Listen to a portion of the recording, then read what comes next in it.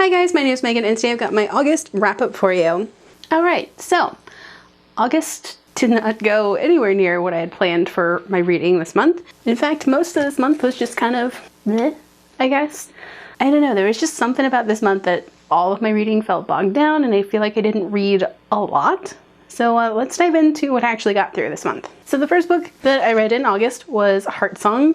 So this was a holdover from July. I loved this book to pieces, and this one was kind of a behemoth to get through. It was so good though. And I do have a book review for this one, so if you would like to watch it, I will link it up above. This book kind of just like tore my heart to pieces and then put it back together with all the love and like the drama, and oh, this book was so good. And Robbie and Kelly are some of my favorite characters from this series, and I'm so glad that I got to read their book finally. And really just in general, this book was so good, and like it did not go anywhere that I thought it was gonna go, and it was just so good. This one got a full 5 out of 5 stars. So the next book that I read this month was A Song Below Water. So this one I have very mixed feelings on. So I really did like that it brought like racism and racial issues into an urban fantasy setting, and like with mermaids and supernatural creatures and gargoyles and all sorts of really cool stuff. The other part of me was just like, this book was so boring. Like the pacing of this book was just kind of off. The first 3/4 of the book were so slow that I considered DNFing this book, but I really wanted to see how it ended, and like all of the action it seemed like was packed into the last quarter of the book, which, you know, was fine, but I just kind of wish it was a little more balanced. But then again, I really did like Tavi and Effie. They're just really cool and like really relatable and just like super awesome. And I really loved their like sister bond and like them being able to form their own little like family unit, and just I really liked that about this book. This book got a 3 out of 5 stars. The graphic novel I read this month was Bloom. This is so sweet and just kind of a lovely book to read. I really enjoyed that music and baking and like the authors and the illustrators' love for that just kind of seeped out of the pages, and it was just lovely. And the characters were so cool. So Ari is kind of lovable, but he's also super annoying, and Hector was just like he's just like one of the sweetest people ever that I've come across in a book. He just warms my heart. So when we first met Ari in this book, he's very self-centered, he's very immature, and I just found him so annoying sometimes. So as we go through the story, Ari grows up a little bit, and he just realizes that, you know, things aren't always going to go the way he thinks they are, and he still has this really loving family that will love him no matter what, even when he's being a little shit, and he knows it. And Hector is one of the most like forgiving characters ever. He's just so sweet and loving, and just like he projects this like sense of warmth around him. And I really loved that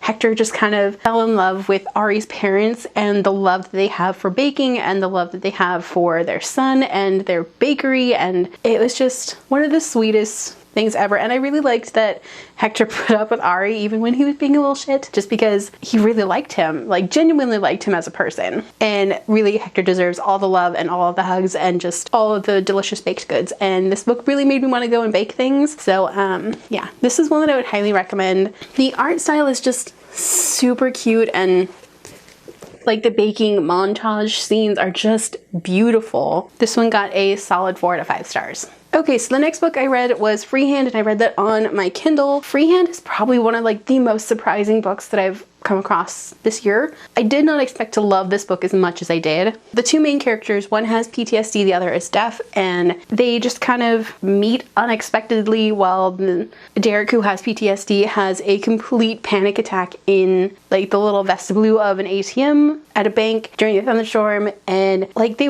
meet under the worst circumstances. It's one of the most amazing books that I've ever read. So Derek and Basil are like the sweetest characters together. Basil's very grumpy and Derek is very like sweet. He's like the sweetest book character ever. He's soft and he's warm and he's just a great character. And one of the other things I really loved about this book, and then like the whole series in general, is that most of the main characters that you're going to find for each book have disabilities, whether those are visible or not visible, and it's completely normalized in this book series. It's amazing, and it shows that these characters, they don't have to change who they are as a person to be in a romance book. It's amazing, and I cannot wait to read the rest of the series. So Freehand got 5 out of 5 stars.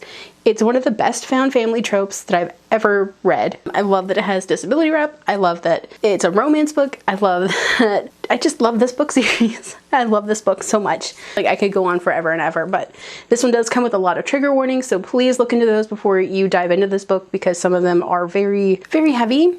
So just be mindful of that if you want to pick up this book.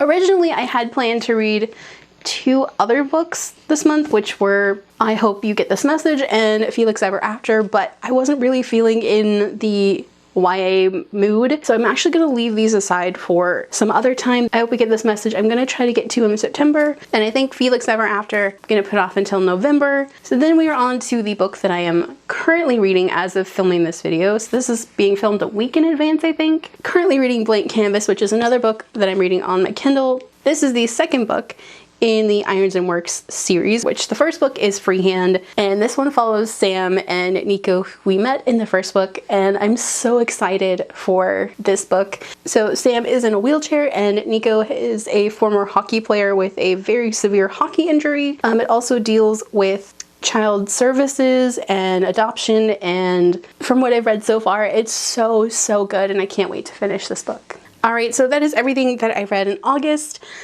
I think my favorite book right now would have to be Freehand. It was just so good. So what was your guys' favorite book? Let me know down below. If you guys like this video, don't forget to hit the like button. If you haven't already and would like to, go ahead and hit the subscribe button. You can also hit the notification button. And if you'd like to follow me on social media for more bookish stuff, check out the links down below. Alrighty, bye guys.